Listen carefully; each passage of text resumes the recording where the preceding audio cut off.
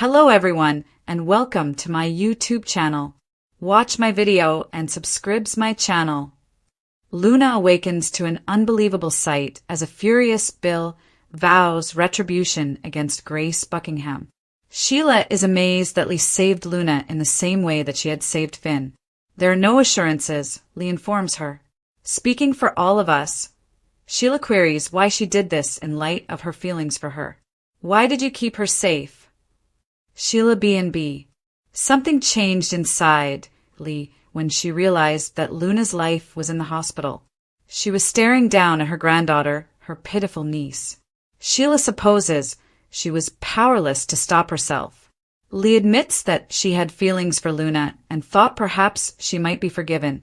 The girl was contaminated by her drug-addled, self-centered sister. Luna made the decision to do everything within her power to save her as she teetered on the edge of death. She'll turn her around. It should go without saying that Sheila says, "You saved my granddaughter's life." Lee Luna B&B.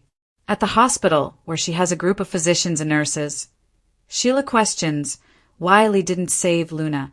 Lee claims she would spend the rest of her life behind bars if she did that. Knowing that was her fate, she nearly let her pass. Rather of giving her a real chance at forgiveness, she slipped her away. Now it's a waiting game. Lee rambles. The longer she remains unconscious. All she needs to do is awaken before it's too late. See also, weekly preview video for B&B. Everyone is relieved that Luna is no longer there. Will and Elektra make out in the main office at Forrester. After complimenting her on her sexiness, the conversation swiftly shifts to Luna leaving because of his brother. The physicians who rescued him are heroes, they concur. Bill tells Katie across the hall that he will always be grateful to Grace Buckingham. Ivy, meantime, interrupts Will and Elektra's conversation about Luna to inquire as to whether Liam will actually live. And Will says, yes, after Will departs. Ivy and Elektra get together to discuss how difficult it must have been for the jewelry designer to bid Liam farewell. Elektra is also relieved that Luna will no longer be a part of their lives. Ivy, Elektra BB. How is Bill going to treat Grace? Hope and Liam shout and pace around Bill's house while recounting how Grace defrauded Bill of $1 million. Because I didn't have brain cancer. Liam yells. They yell at the Buckinghams and ask why Grace didn't simply call the police. When Liam's phone rings, Finn answers and informs him that the doctor has given herself in. After Hope explains what Grace went through with Liam, he understands that he needs to call someone else. Hope believes that when Bill learns, he will want to murder the doctor. Liam calls his father to come home after nodding. Yep. Liam disconnects and informs Hope that his father will lose it. Conversation shifts to Luna's inability to harm anyone in the future. Liam Hope B&B. When Bill shows up, he wants to know what's happening. We have a story to tell you, and you're going to have a hard time believing it, Liam hesitates. His son makes references to Finn's queries and misgivings before admitting that he was correct. That was untrue. More. A B&B star discusses a moment that didn't go as planned. Bill misunderstands Liam to imply that he still has a tumor. I never had one, Liam says. Hope claims that Grace made up the brain tumor when her ex-husband had a brain bleed and that the $1 million he sent was used to settle his gambling debts. It was a fraud. As they describe the threats against Grace resulting from Reese's gambling debts, Bill reels and grows more upset. The bitch will pay, Bill promises, and pay terribly. Grace Buckingham will regret ever having met me. Bill B&B. What's going to wake Luna up? She swears Sheila to secrecy at Lee's house. Sheila gives Luna a nod and requests a moment. When she is by herself, she tells her that her blood is in her veins and that she's strong. Please wake up, she begs. Luna squeezes her hand as expected. Sheila calls Lee, and a moment after Luna opens her eyes, grinning down at her as she sees Sheila and Lee together. The fact that her grandmothers are supporting her makes Lee and Sheila very happy. Sheila and Lee's pledge to Luna and Liam's difficult request for Bill. According to Tuesday, August 12th spoilers for The Bold and the Beautiful, Sheila Sharp and Lee Finnegan promise Luna Nozawa something, and Liam Spencer will make a difficult request of Bill Spencer. Bill recently received information on Grace Buckingham's deceit at the Spencer mansion. Bill was naturally incensed with Grace for deceiving them all after Liam and Hope Logan told him about the brain tumor fraud. Bill is now feeling very vindictive, but on Tuesday's B&B episode, Liam might ask his father for something difficult. Liam doesn't want to waste any more time thinking about Grace and her perverse scheme after all the turmoil he's already experienced.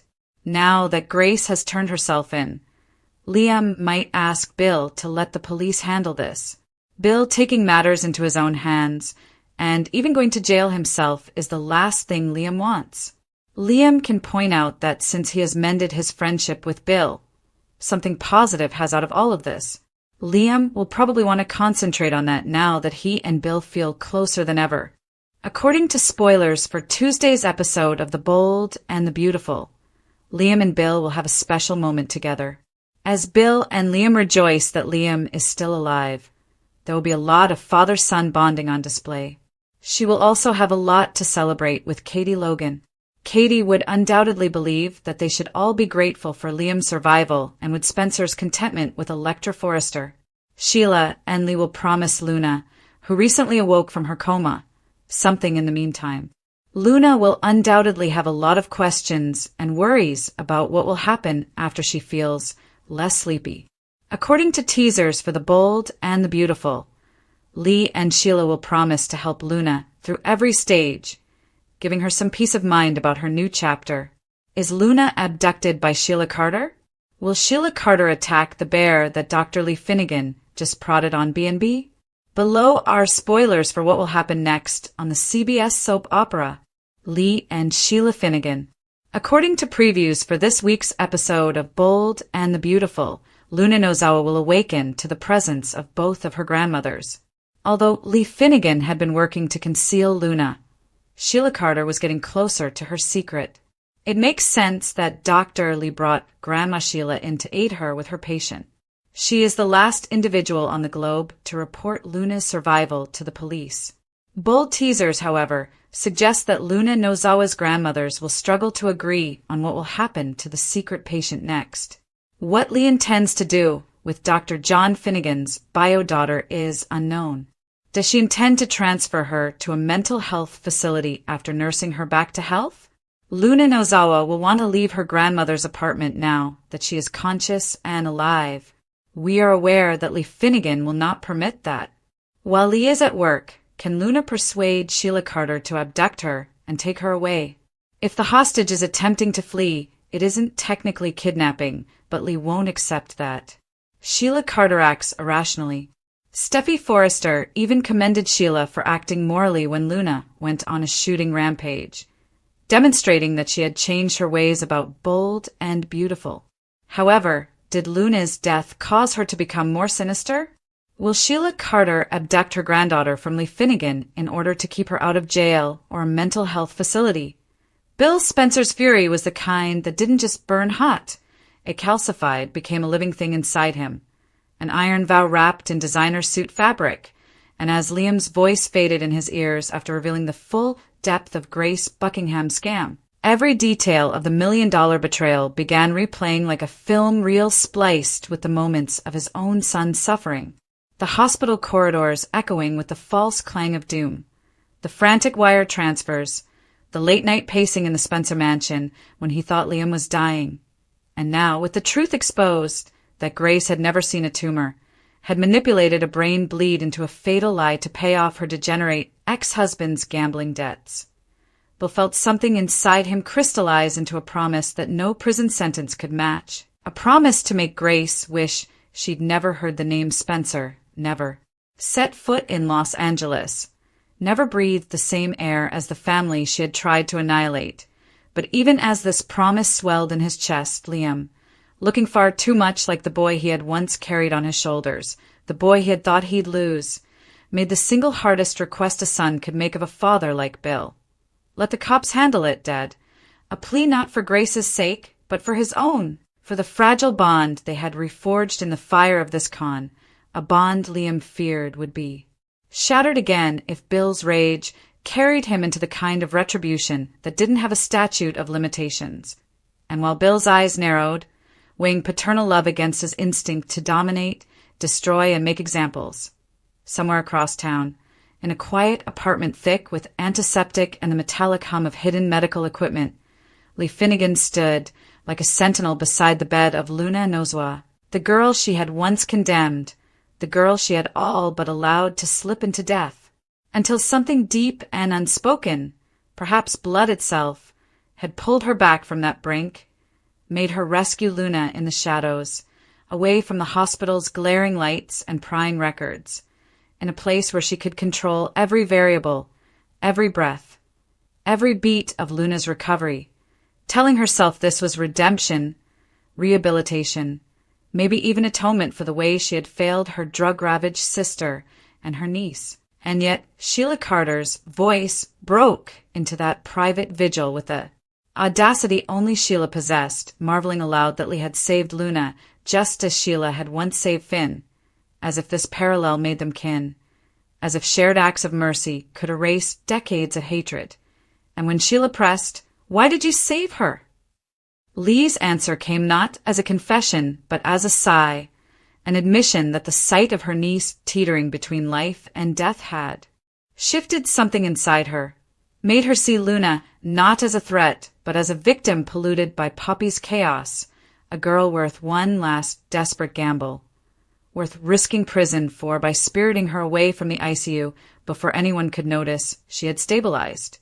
Because if Luna was to have a chance at redemption, it couldn't be under the fluorescent lights of gossip-hungry nurses and cops ready to slap on cuffs.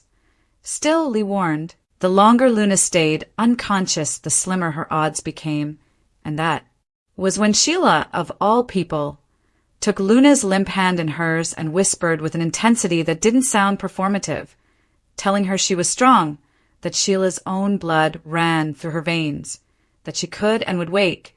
And when those fingers squeezed back, however faintly, Sheila called for Lee, and moments later Luna's eyes fluttered open to a sight no one in Los Angeles could have scripted. Both her grandmothers, natural enemies, lifelong antagonists, beaming down at her as if united, promising in overlapping tones that they were there for her, that she wasn't alone, that they would support her every step of the way. Yet even as those vows hung in the air, the question of what next rippled beneath the surface, because Lee's vision for Luna's future did not involve freedom.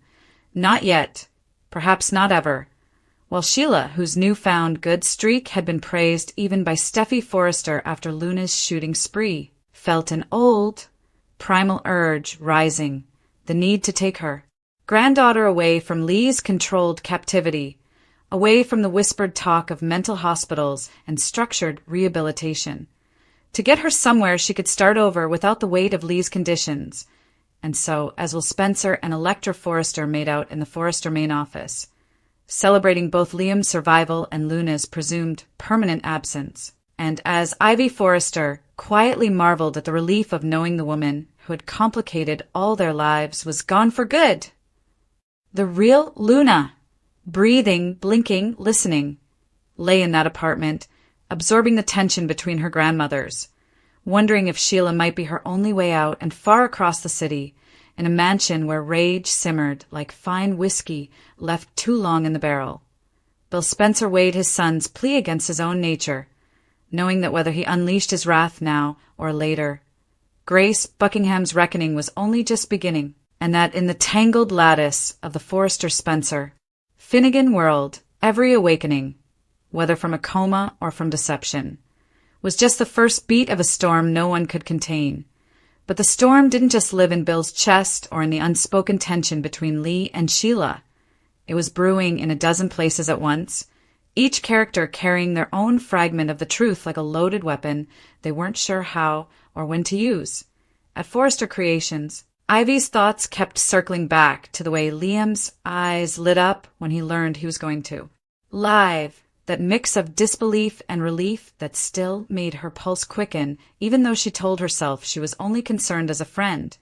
But across from her, Electra was thinking less about survival and more about opportunity, mentally mapping out how to leverage Luna's permanent disappearance into a stronger foothold in the company. Knowing Will's influence as Bill's youngest son could be the key to reshaping Forrester's jewelry division in her favor.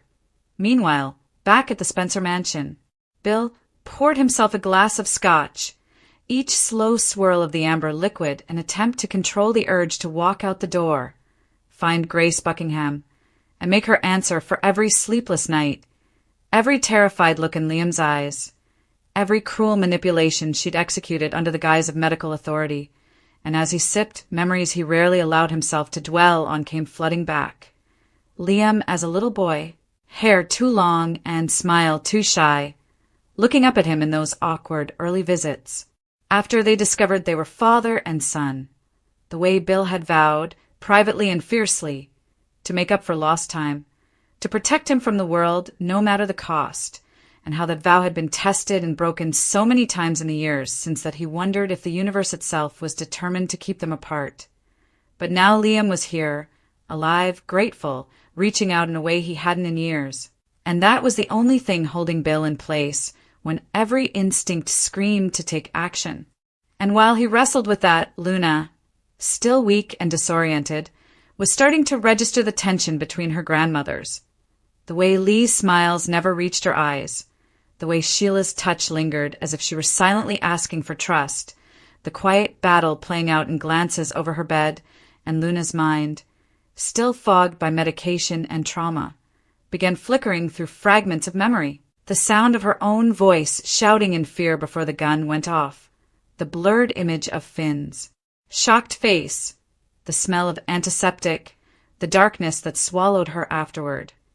And with each fragment came the dawning realization that she wasn't in a hospital, that whatever room she was in was private, hidden, and that meant her fate wasn't being decided by doctors, but by these two women who claimed to love her in ways she didn't yet understand. Sheila, catching the confusion in her granddaughter's eyes, leaned closer and whispered that she'd keep her safe, that she'd make sure she never had to face a courtroom or a padded cell. And though she said it softly, Lee heard every word, her jaw tightening, because in her mind safety meant control, structure, rules that would keep Luna from falling back into the chaos that had defined her before. And as the two women smiled for Luna's sake, each was already planning her next move. Lee to secure the apartment and tighten her grip, Sheila to find the moment when she could spirit Luna away, because she was starting to convince herself that taking Luna from Lee wouldn't be a kidnapping at all, just a rescue. Meanwhile, Grace Buckingham sat alone in an interrogation room, the fluorescent lights bleaching the last vestiges of confidence from her face, knowing she'd traded her medical license, her career, and her freedom for a man who hadn't even visited her in holding. A man whose debts were the reason she'd spun the cruelest lie of her life. And though she told herself she'd had no choice, the image of Liam's devastated face when she'd told him he was dying replayed in her mind until her stomach turned, and she began to wonder, not if Bill would come for her, because she knew he would, but when and whether the police cell she was in would be enough to stop him. And somewhere in the city, Spencer, unaware of just how much his father's world was tilting, was making promises to Electra about the future they'd build, the deals they'd make, the power they'd hold, blissfully ignorant of the fact that the ground beneath them was already cracking, because in this world nothing stayed buried. Secrets had a way of clawing their way into the light, just like Luna had clawed her way back to consciousness. And when all those truths finally collided, no one, not Bill, not Lee, not Sheila, and certainly not Grace, would be able to control the fallout.